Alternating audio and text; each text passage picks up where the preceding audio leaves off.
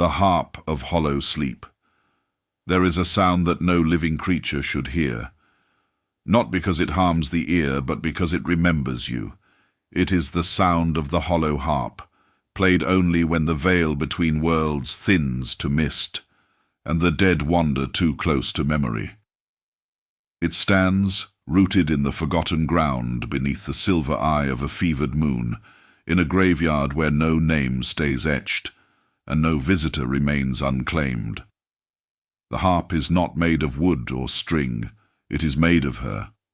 She was once called Elanthra, the moon singer of the final age of music. Her voice could mend broken minds, still storms and lull dragons to sleep. Kings begged for her songs. Spirits gathered to weep beside her as she sang the names of those even death had lost. But beauty, when feared, is often chained. They silenced her, not with blade nor fire, but with a spell of eternal hush. Her voice was woven into threads of spider light, her bones shaped into strings, her breath the wind that hums through grave dust. She did not die. She became the song. They say when the moon is full and heavy with sorrow, she plays again. Not for the living, but for the lonely dead, the ones who can no longer dream, who no longer remember why they were born or why they passed. Children buried too young hear lullabies. Soldiers hear the names of their lovers. Murderers hear the first lies they ever told. And all of them, one by one, kneel before the harp in the fog and listen. But one night the song faltered.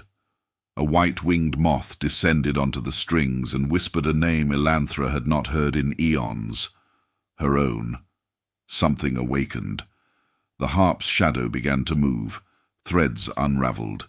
Her fingers, long dissolved into myth, curled once more. Her voice, soft as breath on glass, returned, not as music, but as memory. "You bound me in silence," she whispered to the earth. "Now listen to the silence scream." The grave split open, not from horror but from longing.